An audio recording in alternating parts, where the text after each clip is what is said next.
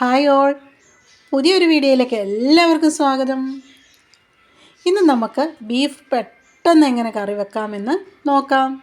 ഒട്ടും സമയമില്ലാത്തപ്പോൾ ഈ ഒരു റെസിപ്പി പരീക്ഷിച്ചാൽ മതി കേട്ടോ. ഇവിടെ ഞാൻ 1 കിലോ ബീഫ് നല്ലതുപോലെ കഴുകി കുക്കറിലോട്ട് ഇട്ടിട്ടുണ്ട്. ഇനി നമുക്കതിനുള്ള മസാല എടുക്കുക. ഒരു പാത്രം അടപ്പയിലോട്ട് വെച്ചു. അതിനകത്തൊരു 4 ടീസ്പൂൺ, ചെറിയ സ്പൂണാണ്, എരിയില്ലാത്ത മുളക് പൊടിയാണ് ഇട്ട് കൊടുത്തിട്ടുണ്ട്. പിന്നെ ഒരു 3 മല്ലിപ്പൊടി, 3 ടീസ്പൂൺ മല്ലിപ്പൊടിയും ഇട്ട് കൊടുത്തിട്ടുണ്ട്.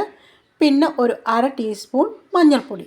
നമ്മൾ എന്നും എല്ലാ ബീഫ് കറിക്ക് എടുക്കുന്ന പോലുള്ള മസാല തന്നെയുള്ളൂ. ഇതെല്ലാം കൂടെ ഒന്ന് ചൂടാക്കിയെടുക്കണം. അതിനായിട്ട് ഞാൻ സ്റ്റൗ ഒന്ന് കത്തിച്ച് ഒന്ന് ചൂടാക്കാം. ഒരുപാടങ്ങ് മൂത്ത് പോകണ്ട, എന്നാൽ അത്യാവശ്യം ഒരു ചൂട് നമ്മുടെ ഈ മസാലയ്ക്ക്, ബീഫിൻ്റെ മസാലയ്ക്ക് നല്ല ചൂട് വേണം. അപ്പോൾ ഞാനെല്ലാം ഒന്ന് ചൂടാക്കിയെടുത്തു. അത് ചൂടായി വന്നപ്പോഴത്തേന് ഇനി ഇടാനുള്ളത് ഗരം മസാലയാണ്. ഇത് വീട്ടിൽ നമ്മൾ പൊടിച്ച ഗരം മസാലയാണ്. അത് ഒരു 2 ടീസ്പൂൺ അങ്ങോട്ട് ഇട്ട് കൊടുത്തിട്ടുണ്ട്.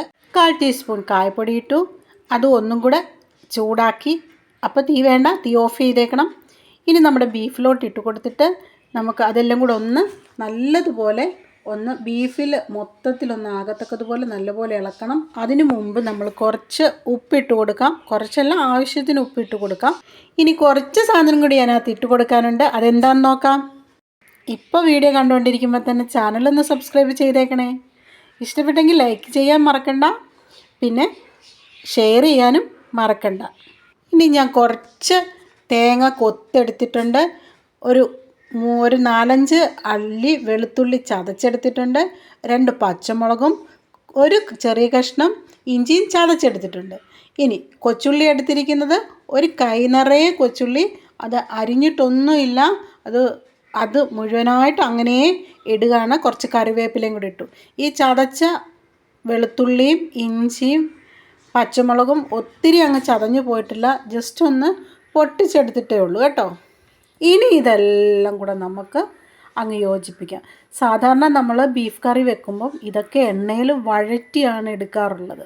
പക്ഷേ അതിൻ്റെ ഒന്നും ആവശ്യമില്ല. ഇവിടെ ഉള്ളി പോലും ഞാൻ അരിഞ്ഞിട്ടില്ല, ആ കൊച്ചുള്ളി അങ്ങനെ ഇട്ടിട്ടെടുത്തിരിക്കുക. ഇനി ബീഫ് വേവാനുള്ള കുറച്ച് വെള്ളം, ബീഫിനകത്ത് ഓൾറെഡി അതിനകത്ത് വെള്ളമുണ്ട്, എങ്കിലും കുക്കറിലായതുകൊണ്ട് കുറച്ച് വെള്ളം കൂടി ഇട്ടിട്ട് കുക്കർ അടച്ച് നമുക്ക് ഒരു 4-5 വിസിൽ കേൾപ്പിക്കാം. വിസിലെല്ലാം കേട്ടിട്ട് ആവി പോയപ്പോൾ ഞാൻ കുക്കർ തുറന്നപ്പോൾ ഇതാണ് നമ്മുടെ ബീഫിൻ്റെ പരുവം.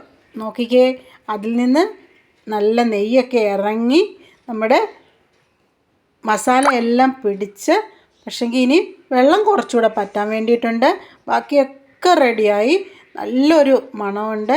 ഉപ്പ് കുറച്ചും കൂടെ വേണം. ഞാൻ കുറച്ച് ഉപ്പ് കൂടി ഇട്ട് കൊടുക്കുന്നുണ്ട്.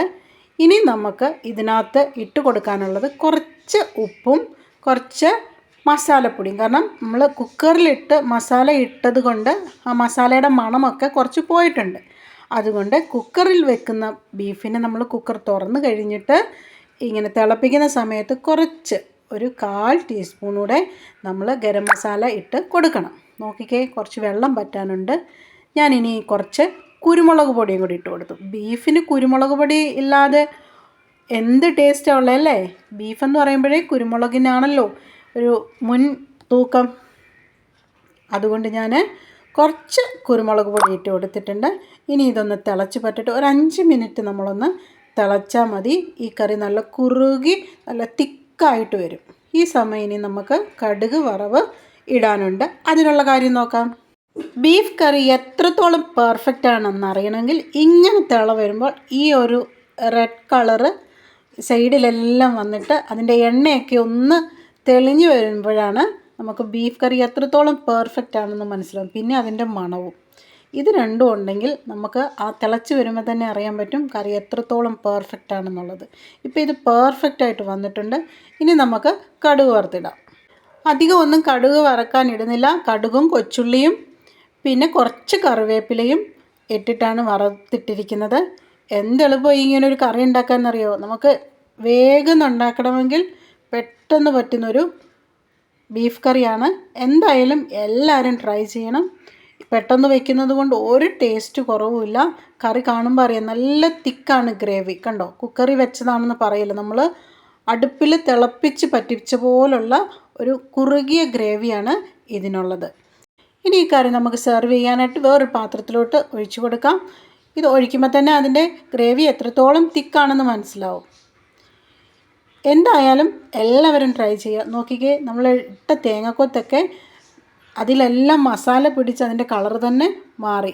അപ്പം തേങ്ങക്കൊത്ത് നമ്മൾ എണ്ണയിൽ വഴറ്റിയിട്ടില്ലെങ്കിലും ഇത് പെർഫെക്റ്റ് ആയിട്ട് വരുമെന്ന് മനസ്സിലായല്ലോ. അപ്പോൾ ശരി, ഇത്രയേ ഉള്ളൂ. അടുത്തൊരു വീഡിയോ കാണും വരെ എല്ലാവർക്കും നന്ദി.